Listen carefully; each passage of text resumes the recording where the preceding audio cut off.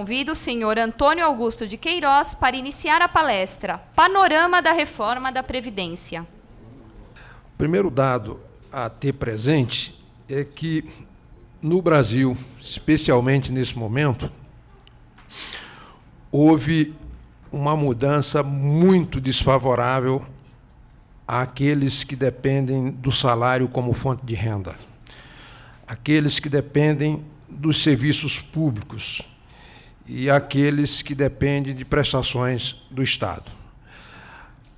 O processo que levou à efetivação do presidente Michel Temer na presidência da República significou, para todos nós, brasileiros, não apenas uma troca de titular da presidência da República, mas uma mudança de paradigma na relação do Estado com a sociedade e com o mercado. Até a data da efetivação do Michel Temer, e desde a Constituição de 88, o estado de bem-estar social era respeitado integralmente, e o presidente, quando fazia o juramento de cumprir e manter a Constituição, etc., vinha razoavelmente mantendo aqueles princípios mais gerais. E essa mudança que aconteceu fará com que o Estado se volte mais para garantir contratos, garantir propriedade, honrar compromissos com credores e, portanto, uma visão liberal, e menos em utilizar o orçamento do Estado, né, os poderes do Estado para combater desigualdade de renda, desigualdades regionais, prestar serviços públicos de qualidade e promover inclusão social. Então, essa mudança significa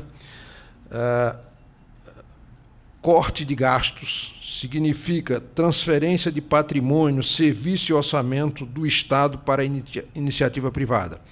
O que, se não houver uma resistência forte para impedir a implementação dessa agenda, haverá um verdadeiro desmonte do aparelho de Estados e também dos serviços públicos. É, na prática, o resgate de uma agenda que se tentou implementar no Brasil em 1989, 90, com a eleição do Collor, né? Se implementou em vários países na América Latina, aquilo que a gente convencionou chamar de Consenso de Washington, que era um decálogo com 10 medidas que transferiam atribuições do Estado para a iniciativa privada, sob o fundamento de que o mercado resolve todos os problemas da sociedade e que o Estado é ineficiente para fazê-lo. Então, essa mudança levou a que o novo governo assumisse a agenda do mercado, que tem duas dimensões. Uma dimensão liberal, que é reduzir o tamanho do Estado, transferir para a iniciativa privada a produção de bens e serviços e a prestação de serviços, né? E uma dimensão fiscal, que é gastar o mínimo possível, né, com despesas de natureza social, para exatamente canalizar e direcionar o Estado para a prestação para a garantia de contratos da propriedade, etc. E o governo do presidente Michel Temer formalizou o que seria a sua gestão através da chamada Agenda Ponte para o Futuro, que consistia na desindexação geral no país, a desvinculação orçamentária, especialmente despesas com saúde e educação, e redução de gasto público.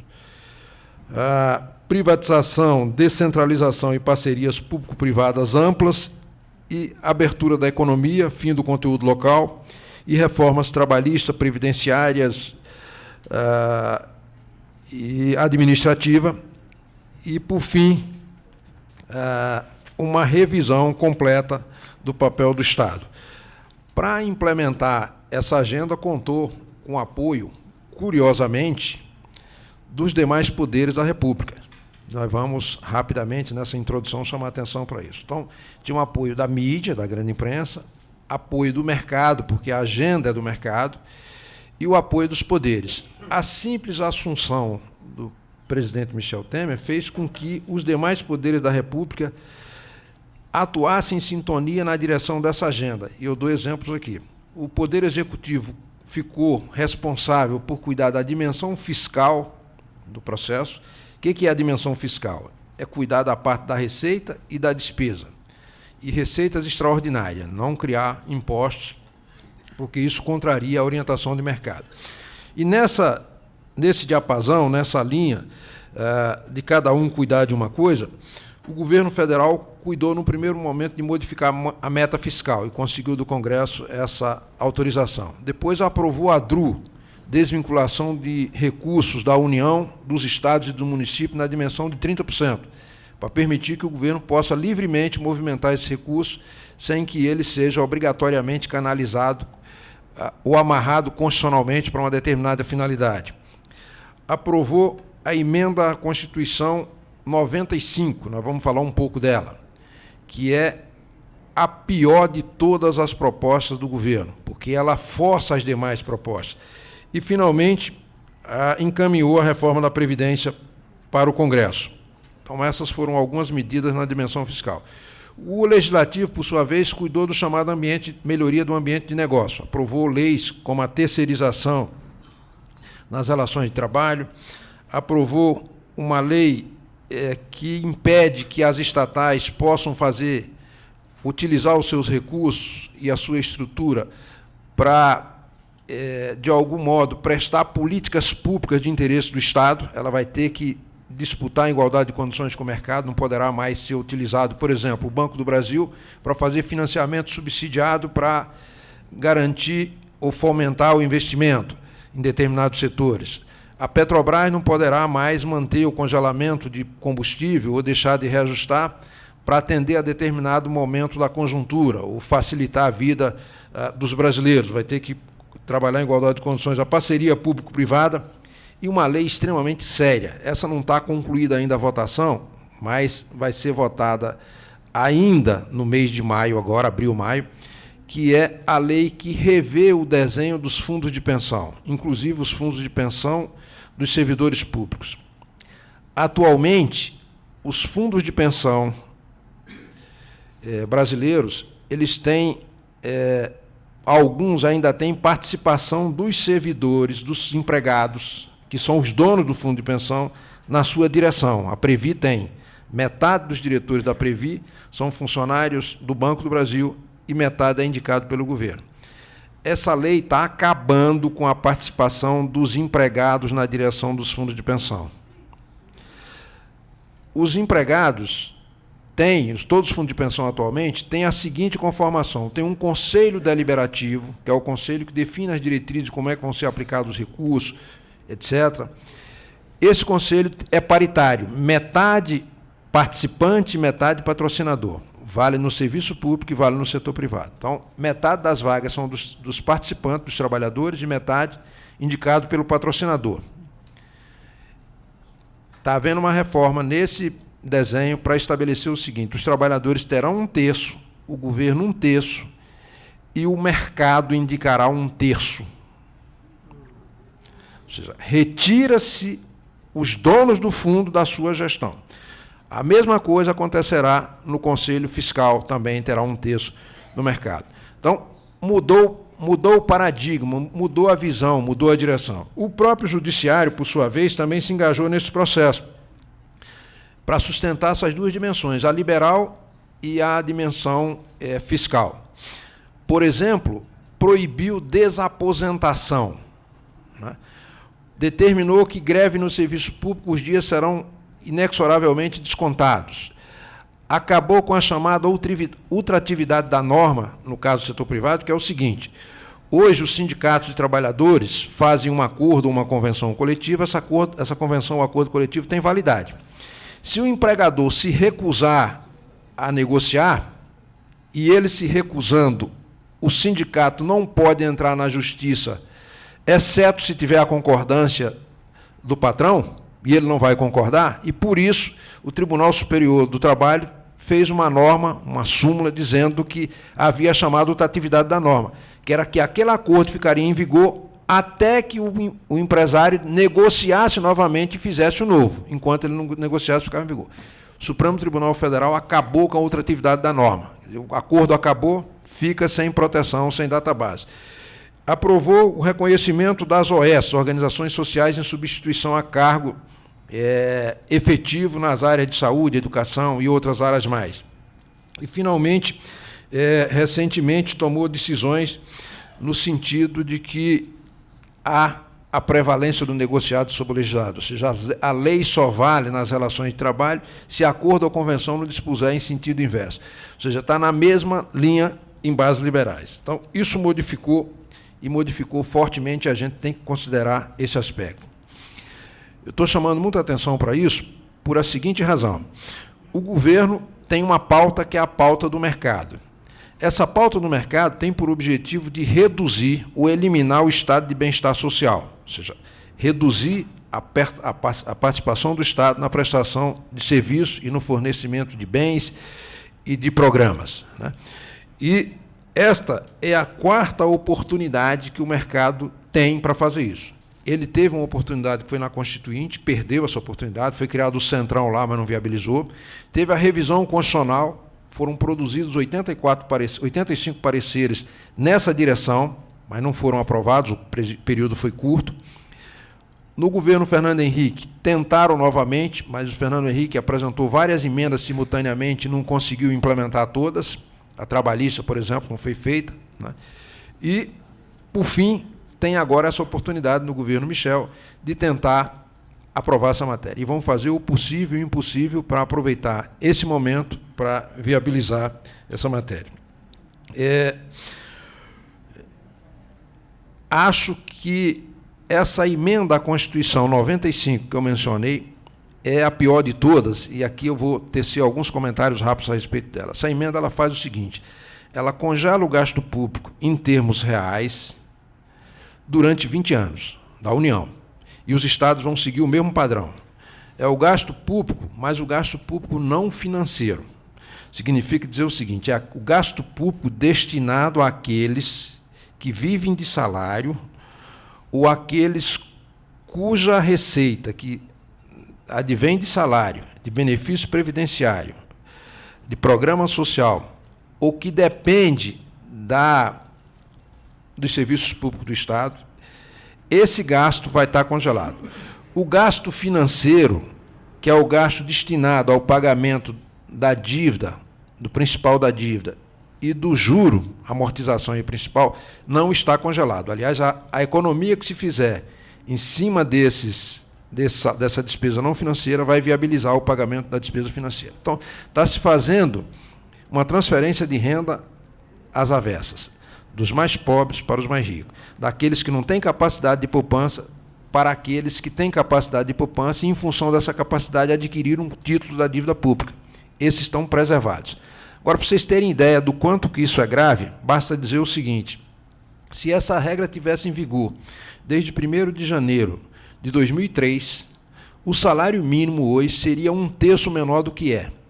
Ou seja, se a gente pegar o salário mínimo no dia 1º de janeiro de 2003 e corrigir pelo IPCA, que é o que prevê a correção do orçamento, né, a partir do congelamento, né, só permite o que se gastou no ano anterior. E se pega um ano que o país está com PIB menor, algo como 10%, com 12 milhões de desempregados, congela-se esse gasto, a receita lá embaixo, e aí só corrige esse orçamento pelo IPCA. Se pegássemos o salário mínimo de 1º de janeiro de 2003 e corrigirmos pelo IPCA, ele vai ser R$300 a menos do que é hoje. Significa dizer que se estaria tirando das famílias que dependem do salário mínimo 13 vezes durante o ano, porque tem o 13º, 13 vezes R$300, 1/3 da renda dela. E para que seria isso? Para pagar juros da dívida ou amortizar o principal, não pode gastar em outra finalidade. O governo alega, bom, mas congelamento do gasto público, com a correção em termos reais, ou seja, com a correção pelo IPCA, todas as famílias, quando têm dificuldade, elas cortam gasto. Mas qual é o principal gasto que a família corta? É o financeiro. Corta o cartão de crédito, corta o juro. O governo não está cortando essa principal despesa, que é a principal despesa do orçamento. Então, ele está fazendo um congelamento que, dando outro exemplo, se pegasse o que se gastou em saúde em 2000, se pegarmos o que foi gasto em saúde em 2003, em educação e corrigirmos de lá até agora, pelo IPCA, vai se chegar a menos da metade do que se gasta hoje. Portanto, se teria menos recursos para a saúde pública. Então, é assim que está funcionando. Apenas para dar um outro exemplo ilustrativo disso e o quanto é grave esse processo.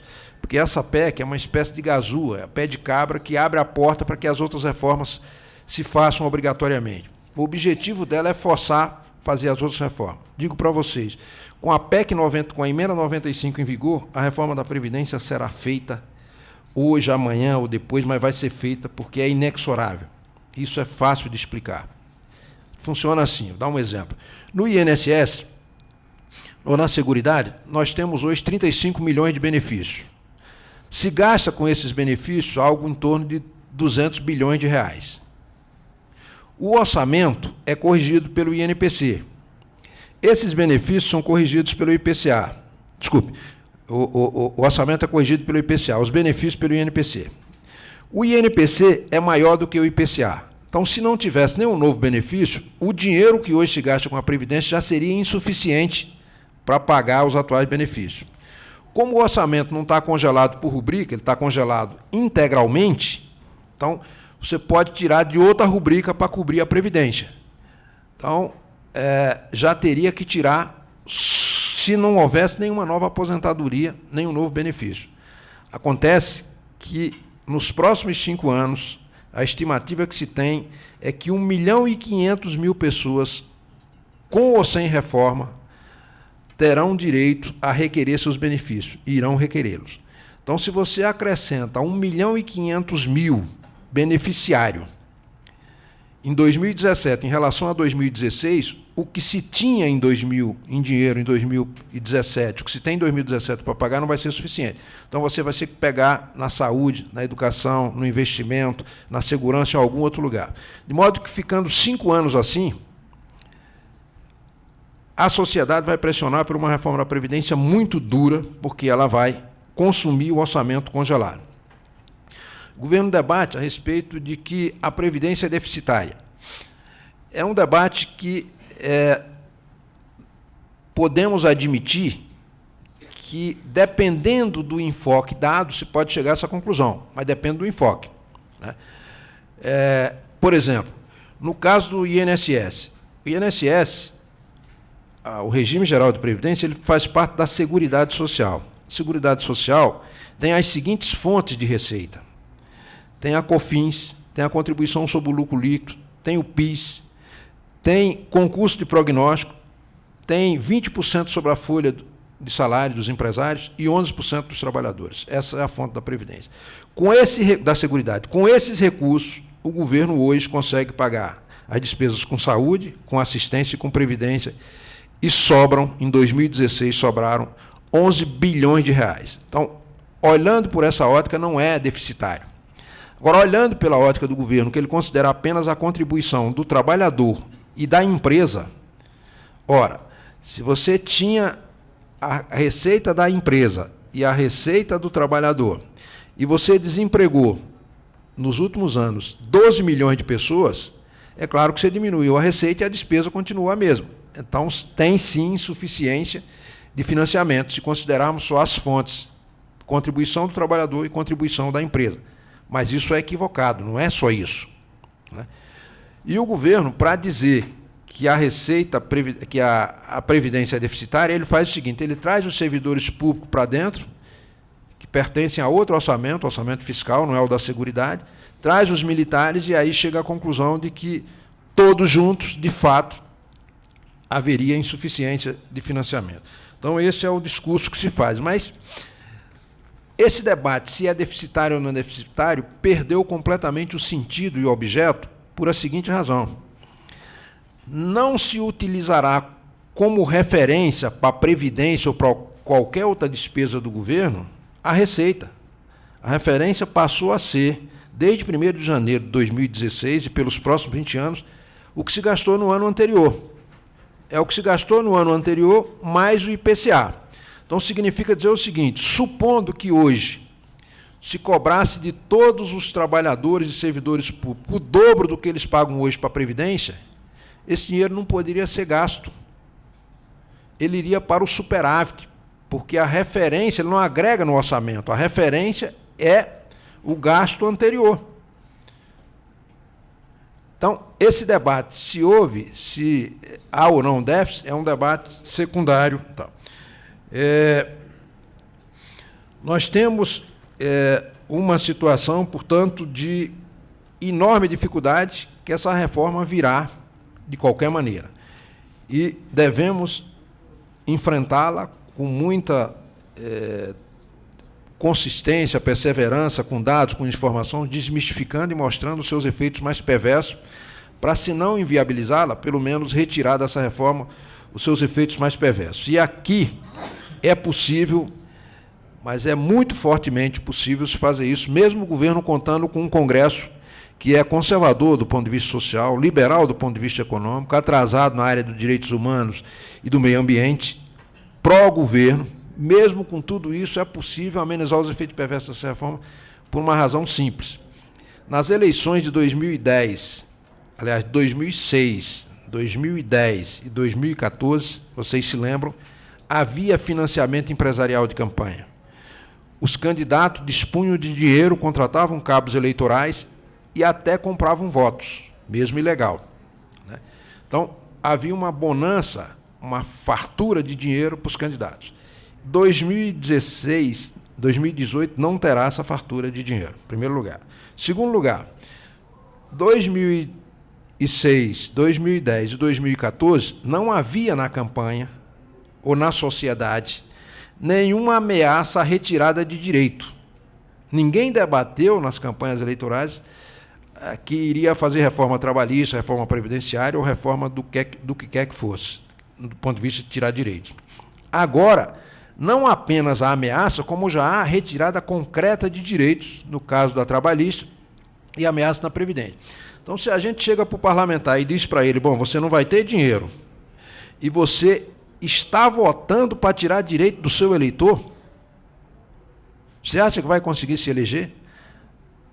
Se a gente disser para eles, eles vão repensar 1, 2, 3, 4 vezes antes de votar para a retirada de direito, e, portanto, vão ter uma postura de maior equilíbrio. Alguns já perceberam isso e, como não tem como votar diferente do que o governo deseja, já está trabalhando o fechamento da lista eleitoral. Em lugar de votar no nome, vota-se numa lista em que ele consegue ficar em primeiro lugar na lista, porque tem mandato, se reelege sem prestar conta para o eleitor, né, ainda ganha de brinde o fórum privilegiado.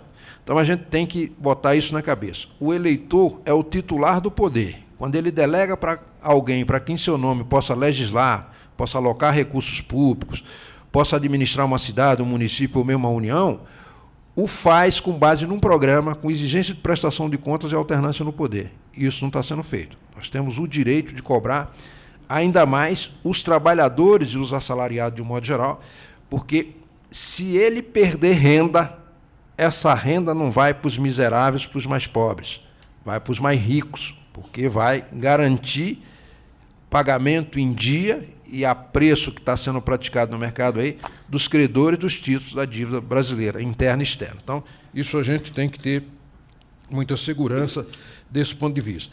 Acho que é possível modificar vários pontos dessa reforma, mas eu queria tratar disso mostrando as transparências aqui que eu trouxe para a gente analisar cada um dos tópicos dessa reforma de forma sintética. Agora, queria dizer também o seguinte, antes de descer para fazer isso. Todos os governos que fizeram mudança no mundo inteiro, na Previdência, de forma séria, né,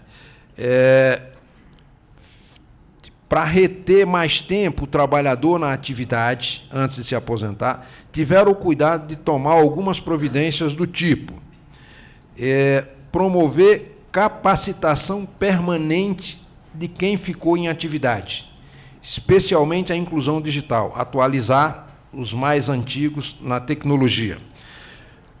Cuidou de dar saúde ocupacional, cuidou de adaptar os ambientes de trabalho, modificar plano de cargos, horário e também flexibilizar o meio de transporte para dar maior mobilidade urbana, né?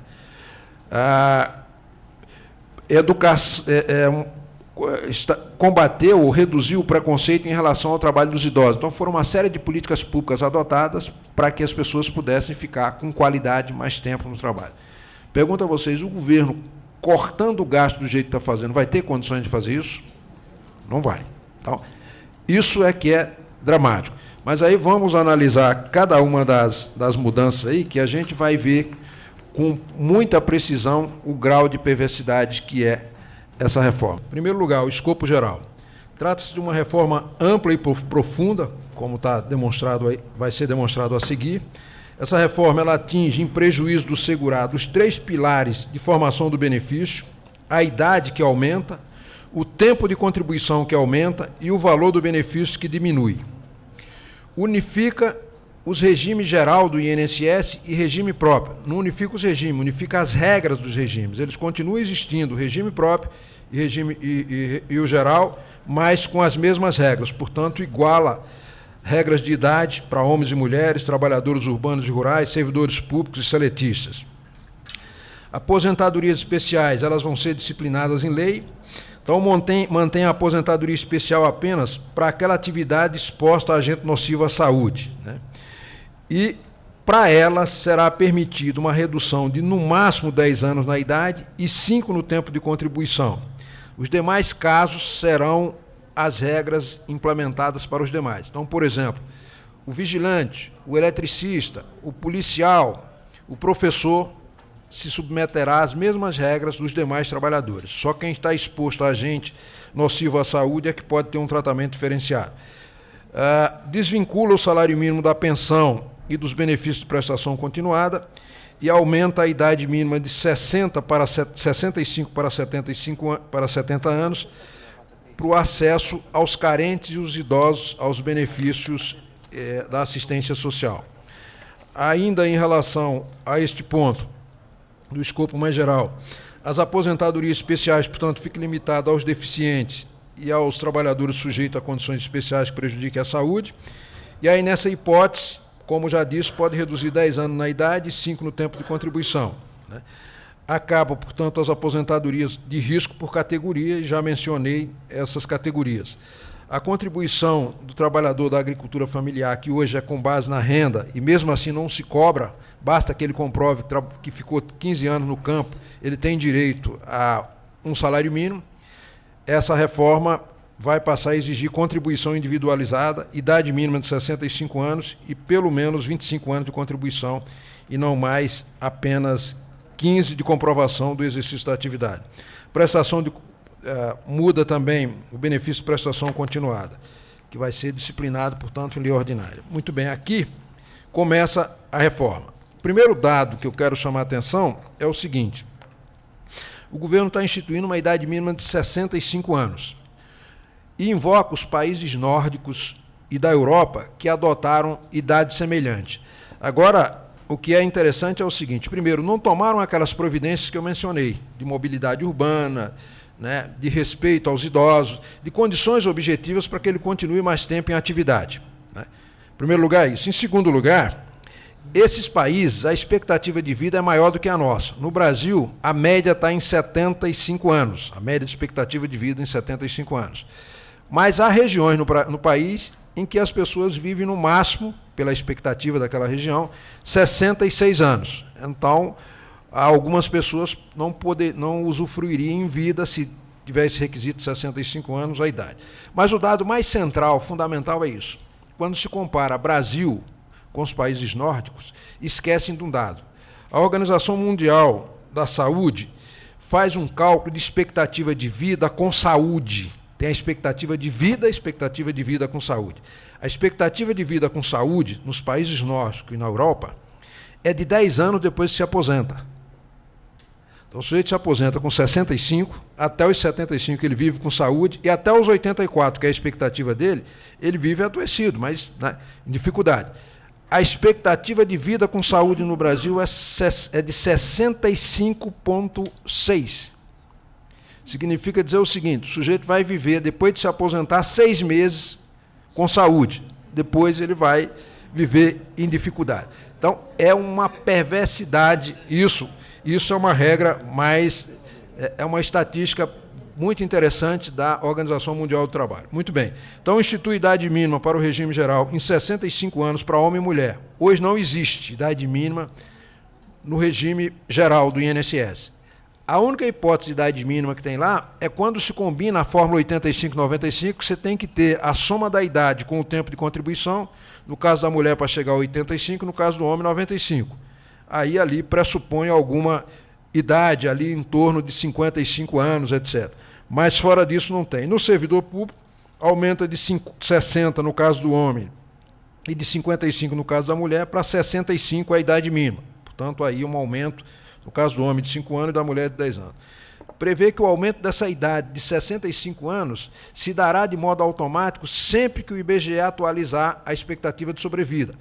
Hoje, a expectativa de sobrevida é de 75 anos. Se passar para 76, automaticamente aqui passa para 66, e não 65. E assim sucessivamente, sempre que tiver alteração. A carência passa de 15 para 25 anos para qualquer benefício. Hoje, apenas para dar um exemplo, no INSS,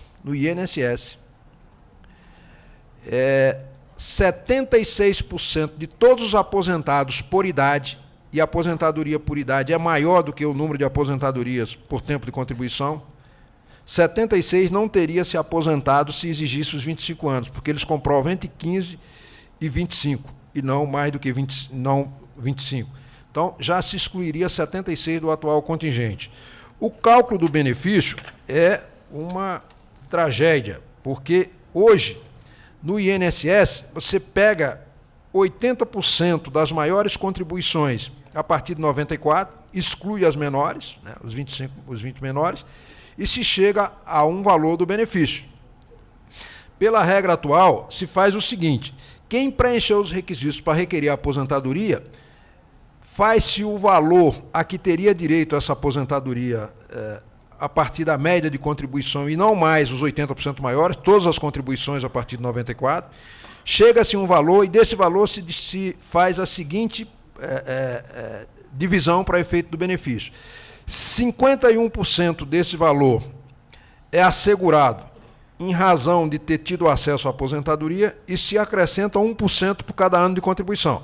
Então, se o sujeito tiver 25 de contribuição, que é o mínimo exigido, e os 65 anos de idade, então, se ele tem R$1.000 de contribuição, ele vai ter ali, começar com 510 o benefício dele e acrescentar 1% por cada ano de contribuição até chegar aos 100%. Para isso, ele precisaria de 59 anos de contribuição. 49, desculpa. Acontece que, no caso do INSS, pela estatística do INSS, o trabalhador do setor privado, para comprovar 45 anos de contribuição, ele precisa estar em atividade 64 anos e meio. Nem começando com 14 ele consegue, porque tem interrupção, ele é desempregado em algum momento. Então, o que acontece é o seguinte: para cada 12 meses do ano, ele contribui 9,1, porque está desempregado ou no trabalho informal em algum período. Então, ele precisaria, só para comprovar os 49, para ter direito à integralidade, 49 anos de contribuição. Se precisa 66, 64,5, com mais os 18 que ele começou a trabalhar, ele vai estar com 80 e pouco.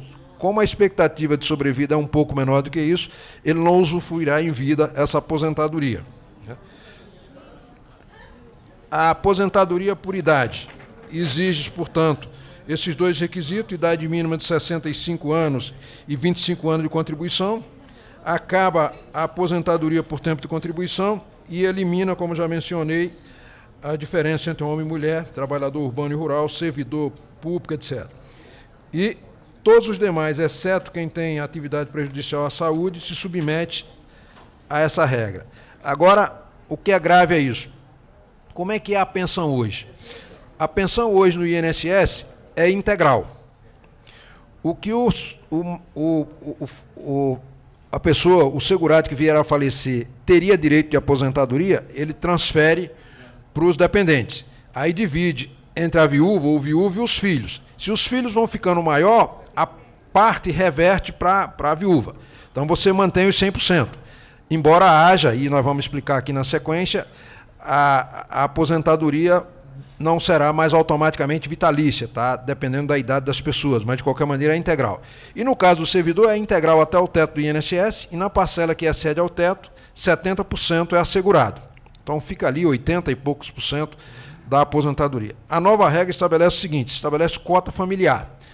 50% para o viúvo ou a viúva e mais 10% por cada dependente. Como a viúva ou o viúvo é também dependente, ele começa com 60%.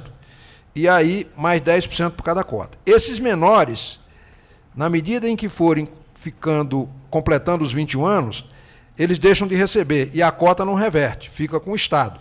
A viúva continua só com os 60%. Agora, imagine o seguinte, se estabelece uma idade mínima de 60 anos e o homem e mulher têm a mesma idade, um casal se mantém unido, e se aposenta depois de 65 anos de idade, e ele vem ou ela vem a falecer, é quase impossível ou improvável que eles tenham um dependente menor de 21 anos. Né? Porque o período fértil, produtivo, fica ali, não fica nos 40, 40 e poucos. Então vai ficar mesmo nos 60%. E, portanto, essa cota não é reversível. Mas o que é mais dramático, bom, vamos falar aqui ainda das aposentadorias como se dá. A Constituição a emenda está constitucionalizando essa lei, Lei 13.135 de 2015. Ela estabelece o seguinte, quem viúvo ou viúva não comprovar que tinha uma união estável, que estava casado há pelo menos 2 anos, ou o falecido não tiver cumprido a carência de pelo menos 1 ano e meio de contribuição, 18 contribuições, a pessoa terá direito ao benefício apenas por 4 meses. Se tiver os 18 meses de contribuição e o mais de 2 anos de união estável, aí sim passa a entrar nessa graduação. O dependente com 21 anos, a viúva ou o viúvo com 21 anos, tem direito a 3 anos, entre 21 e 26 recebe a pensão por 6, de 27 a 29 por 10, de 30 a 40 por 15, de 41 a 43 por 20 anos e vitalícia só a partir dos 44 anos de idade. Agora, vamos fazer aqui levantar uma hipótese aqui de aposentadoria de pensão, que é a seguinte. A pensão ela pode se dar em decorrência do falecimento de um aposentado, e nessa hipótese é simples para saber quanto o viúvo vai receber, ou a viúva, porque você pega 60% desse valor da aposentadoria, passa a ser o que ela vai receber, e mais 10% por cada dependente, se tiver dependente. Agora, se ele tiver em atividade, aí o quadro complica. Vai se fazer o cálculo. Olha aquele exemplo ali. O segurado ganha R$5.000, ele tem 5 anos de contribuição e dá o azar de falecer. Aí vai ter que saber qual é a aposentadoria a que ele teria direito, para com base nela se calcular a pensão que ele vai deixar. Então, se ele ganhava 5.000, 51% de 5.000, mais 1% por cada ano que trabalhou. Como foram 5 anos, 57%, ok? 56%. 5 mais 51.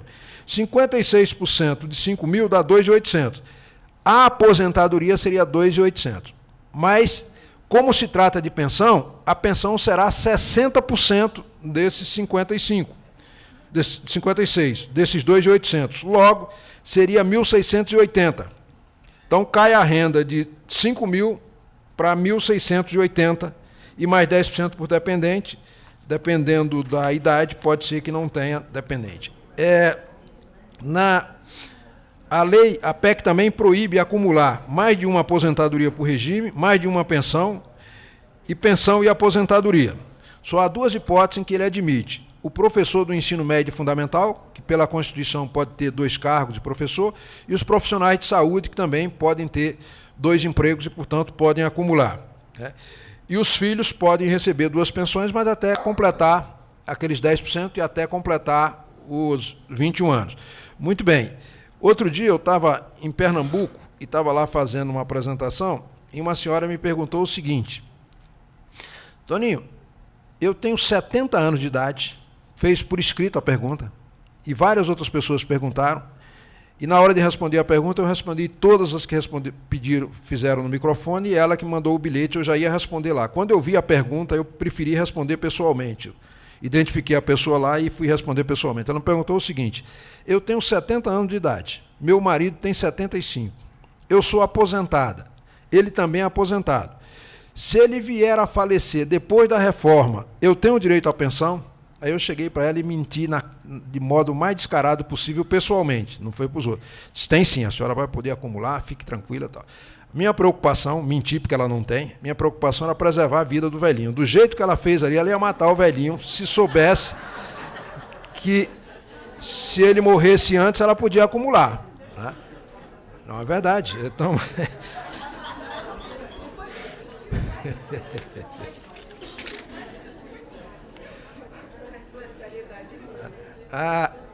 bom, vamos voltar um pouco aqui.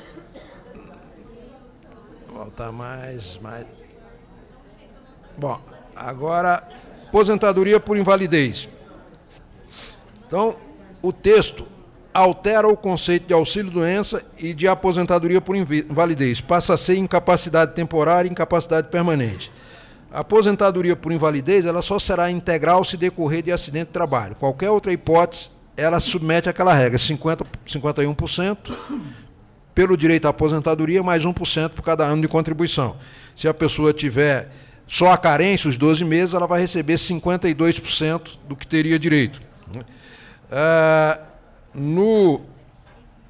E o cálculo do benefício com base nessa hipótese. Isso valendo para servidor público e também para trabalhador do setor privado. No regime geral, regra de transição agora. O que se estabeleceu como regra de transição? Só não se submete às novas regras dessa reforma quem tiver idade no momento da promulgação da emenda igual ou superior a 50 anos no caso do homem e 45 no caso da mulher. Quem tiver idade superior a 50 no caso do homem e 45 no caso da mulher, aí vai ter que cumprir esses requisitos apenas para ter direito à aposentadoria no regime geral, no INSS. Tem que comprovar 35 anos de contribuição no caso do homem, 35 no caso da mulher, e pagar um pedágio sobre o tempo que falta para chegar a esses 30 ou esses 35 anos de 50%. Então, supondo o seguinte, a pessoa falta 5 anos para chegar aos 30. A mulher, ela vai trabalhar em lugar de 5, 7,5. 7 anos e meio. Agora, no caso do INSS, o segurado só fica livre, mesmo na regra de transição, do requisito da idade, não vai se submeter à idade de 65 anos. Mas o cálculo do benefício dele será feito com base nas novas regras. Então, ele vai ter um achatamento de qualquer maneira, porque aí considera 51% mais 1% por cada ano de contribuição. E ficam revogadas todas as outras regras. Fórmula 8595, fator previdenciário, etc. No caso do regime geral, o servidor que tiver 50 anos de idade, ou 45 no caso de mulher, ele vai se aposentar quando ele comprovar 60 anos de idade e 35 de contribuição, do mesmo jeito que é hoje, né? 55 de idade e 30 de contribuição se mulher, só que com acréscimo também, esse pedágio, de 50% sobre o tempo que falta. Então, um homem que faltam 10 anos para se aposentar, ele, em lugar de se aposentar após esses 10 anos, ele vai se aposentar após 15 anos de contribuição, vai acrescentar isso, e obedecer esse requisito. E ter 20 anos de serviço público. Agora, o servidor, quais são os requisitos dele? Ter 20 anos de serviço público e pagar um pedágio de 50% sobre o tempo que falta para se aposentar. Todas as demais regras serão mantidas como na legislação atual. Diferentemente do regime geral, que se submete ao novo cálculo, o servidor público mantém a regra atual. Então, se o servidor tem paridade e integralidade, ele se aposenta com paridade e integralidade. Se ele está naquele intervalo, que ele contribui sobre a totalidade, mas não tem paridade e integralidade, o cálculo dele será pela média da totalidade, do mesmo jeito que seria hoje. Então, não altera. E aquele que já entrou depois da criação da Previdência Complementar, esse já está limitado ao teto mesmo, vai ser mantido a regra atualmente vigente. Então, tem essas 4 observações aí. Em relação ao abono, por exemplo, o servidor público que hoje recebe o abono, a regra diz, a atual, que o servidor que tem tempo para se aposentar e permanece trabalhando, ele tem um direito a um abono correspondente a 100% do que ele paga a título de contribuição previdenciária. A nova regra diz que será de, no máximo, 100%. Então, pode ser menor, mas está mantido o abono e eu acho que ninguém faria mudança nisso. Direito adquirido. Aqui eu trouxe a regra do regime geral, mas a regra do regime próprio é rigorosamente a mesma. Então, quem na data da promulgação da emenda já estiver aposentado, não tem por que se preocupar com a reforma.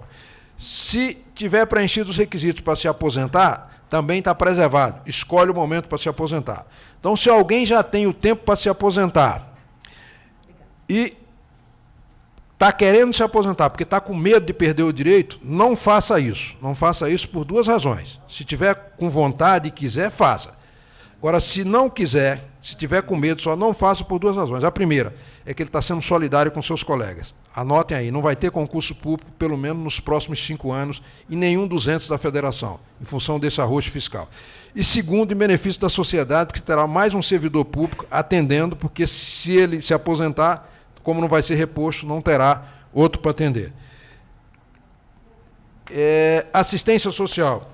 Isso é muito drástico, porque, além de aumentar a idade mínima para ter acesso ao benefício da assistência social, que é de 1 salário mínimo, e a pessoa tem que comprovar que a renda per capita da família é superior a 1/4 de salário mínimo, para ter direito a esse salário mínimo, né? Além de aumentar de 65 para 70, se desvincula do salário mínimo, ou seja, pode ser menor do que um salário mínimo. Hoje as pessoas chegam aos 65 e ganham esse benefício. Eu tenho dúvida se sem o benefício, após os 65, ela conseguirá sobreviver até os 70. Muito provavelmente vai entrar em depressão, até porque, como eu disse ali, aquela regra lá da Organização Mundial de Saúde. A partir dos 65 e 6 meses, começa a conviver com dificuldade, com doenças, etc., né? Então, é um negócio complicado. O que eu acho que é possível modificar nessa reforma? Se houver pressão, né? Há um comentário aqui. O governo anunciou que vai excluir estados e municípios. Digo a vocês que não vai. Ele vai estabelecer ou uma regra dizendo que se em 5 anos, se em 6 meses os estados e municípios não fizerem, se aplica, né, as regras do servidor público federal, ou então fará o seguinte: valem essas regras para a União, estados e municípios, e poderá não valer para estados e municípios se no prazo de 6 meses fizerem diferente, que dará a mesma coisa. Ou seja, vai optar lá. E nenhum governador de nenhum estado, de nenhum município vai fazer isso agora. Fazer essa reforma agora. Porque não consegue, a reforma é polêmica, não consegue aprovar na Assembleia nem na Câmara de Vereadores, e muitos deles estão terminando o mandato ou são candidatos à reeleição ao Senado e não são loucos para fazer isso. Então vem a reforma e tem que centrar no governo federal. O que eu acho que pode mudar? Eu acho que esse aumento automático da idade mínima, acima dos 65, não passa, né? Algumas situações especiais, como professores, policiais, eletricistas, vigilantes, etc., é possível que se estabeleça uma exceção para reduzir 5 anos na idade. 5 anos na idade. Mas, mesmo assim, no caso da mulher professora, ela vai trabalhar 10 anos a mais. Hoje, ela tem uma idade mínima de 50 anos, vai para 65, se reduz 5, vai para 60. Então, ela vai, de qualquer maneira, trabalhar mais 10. Né? E a redução no tempo de contribuição, se houver, a pessoa vai se aposentar com benefício menor, porque a regra vai diminuir 5% se tiver 5% de contribuição, 5 anos de contribuição a menos. O cálculo do benefício, essa regra de entrada com 55%, é um absurdo completo, se precisa de 49 anos para ter a integralidade. Então, acho que é possível trabalhar ali para aumentar para a regra de entrada para 55 a 60, o ideal seria 65, porque aí você comprova 35 anos de contribuição e fecha os 100%, seria razoável. O rural, essa exigência de contribuição individual, acho que individualizada, e idade mínima de 65 anos não passa no Congresso, que seria excluir os rurais de qualquer possibilidade de aposentadoria, eles cairiam só na assistência. E transição, eu acho que pode ocorrer a seguinte situação: reduzir, eliminar a idade mínima, essa exigência de 65, de 50 e 45 anos, como requisito para entrar na regra de transição, considerar todos os atuais na regra de transição e aí estabelecer 2 outras regras. quem está atualmente no serviço público não poderia se aposentar com idade inferior a 55 anos. Seria a regra 1. E a regra 2, todo mundo pagaria um pedágio de 50% sobre o tempo que falta para completar os 35 ou os 30 anos, mas ninguém poderia pagar um pedágio superior a 5 anos, que aí seria um completo absurdo. Se hoje você já trabalha 35 anos, né? E aí, por exemplo, vamos pegar um exemplo de alguém que tenha 15 anos de contribuição, falte 20. Se ele for pagar um pedágio de 50%, sobre os 20 ele vai trabalhar mais 10. Portanto, ele vai contribuir com 45 anos, é um absurdo completo. Teria razoabilidade de acrescentar mais 5, etc. Então, acho que essas duas regras são possíveis de ser acrescentadas. Então, seria isso do ponto de vista do que a gente vê de perspectiva da reforma. Agora, é preciso dizer o seguinte, vai ter que ter muita pressão, muito trabalho, porque essa reforma tem o objetivo, além de economizar nos cofres públicos, de transferir a previdência pública para o setor privado. Desde que foi anunciada essa reforma, os bancos e seguradoras aumentaram significativamente o número de pessoas procurando a previdência, porque se queimou a previdência pública perante a opinião pública, dizendo que ela não vale a pena, etc. E é uma tolice, ela sempre vai valer a pena, porque você tem a contribuição sua individual e tem a do patrocinador. Na previdência privada nem sempre tem. Me surpreendeu aqui um dado apresentado pelo Dr. Júlio, que foi o seguinte, diz que a previdência complementar do Estado de São Paulo prevê 2 por 1, para cada real que o servidor verte, o governo verte 2. Isso, para mim, é uma grande surpresa, porque a lei complementar que regulamenta isso estabelece a paridade, proíbe que haja, né, que o patrocinador, na previdência complementar, 1 por 1. Agora estou esclarecido. Então, 1 por 1. 2 por 1 é num instituto que é próprio do servidor, detentor de carga efetiva, ele não é complementar. Aí está certo.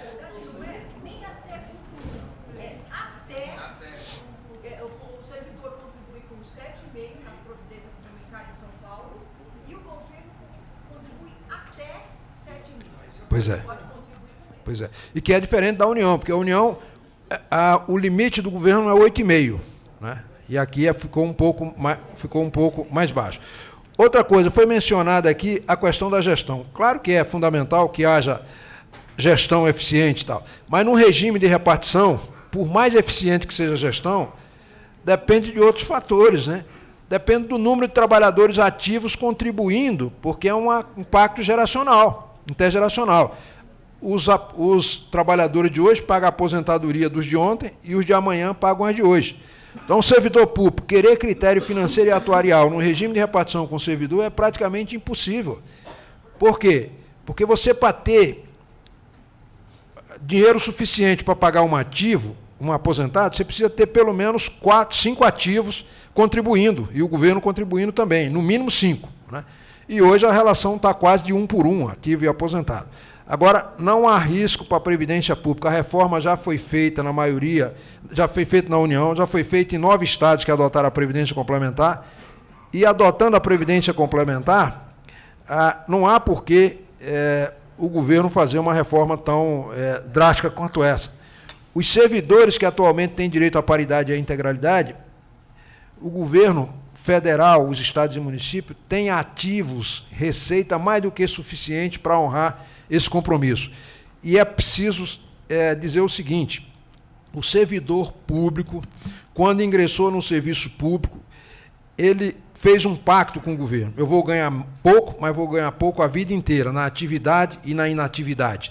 E só passou a contribuir para a Previdência no critério financeiro e atuarial a partir de 93, antes contribuía para a pensão. Só em 93 houve a emenda 3 que estabeleceu lá contribuição, né, do ativo, inativo, etc., para a Previdência. Foi no governo Itamar, né? E depois foi alterando, mudando essas regras, mas isso era um pacto que deve ser respeitado. Agora, por fim, um dado que vale a pena chamar a atenção, que é o seguinte: se porventura passasse, e eu não descarto a possibilidade de passar, de que para não passar tem que ter pressão, essa regra de transição, o servidor público, mesmo tendo direito à paridade e integralidade, que não tiver nessa regra de transição, que teria direito à paridade e integralidade, se não tiver nessa regra de transição, talvez, é bom ele fazer esse cálculo, seja mais interessante para ele migrar para a previdência complementar do que continuar no regime próprio. Eu explico isso. Como ele não está na regra de transição, o cálculo dele vai ser por essa regra aí de 50% sobre a média, mais 1% por ano de contribuição. Se ele tiver, hipoteticamente, 20 anos de previdência, contribuindo sobre a totalidade, e ele migrar para a previdência complementar, na regra de hoje aconteceria o seguinte, na União, não sei nos estados, mas na União é assim.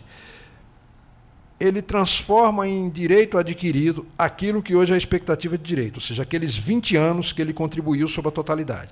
Aí ele vai receber um benefício correspondente ao teto do INSS, que ele contribuiu para o regime próprio, e um benefício especial correspondente a 20/35 avos que ele contribuiu sobre a totalidade. Então, ele teria esses dois benefícios. Aí, reforma posterior não poderia tomar dele, porque é um ato jurídico perfeito, já foi consolidado, já foi garantido. Ele fez a opção com base naquela regra e vai preservar. E aí, o que ele acumulasse na Previdência Complementar, lá, ele somaria os três benefícios: o teto do regime geral, o que acumulou os 20/35 avos dele lá, o 15/35, enfim, de quanto ele contribuiu sobre a totalidade, e o que ele acumulou na Previdência Complementar.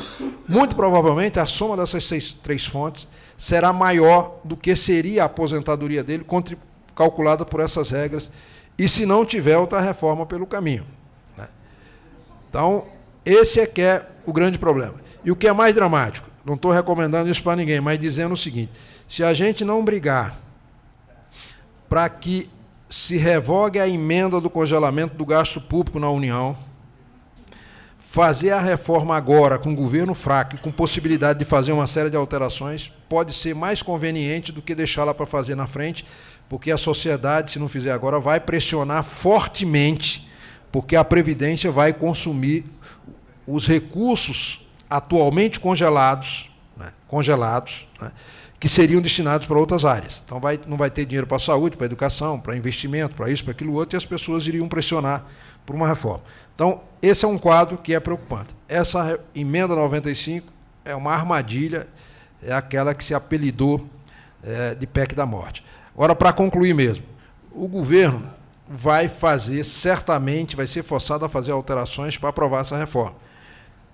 Precisa de 3/5 de votos, 308 na Câmara em 2 votações, 3/5 no Senado, 49 votos. E com esse escopo, com 2/3 do Senado para ser votado, e se não conseguirem fechar a lista, que é aquela manobra de se protegerem do eleitor, não aprovam, mas não aprovam em hipótese nenhuma se não fizer generosas concessões, generosas regras de transição em relação aos atuais.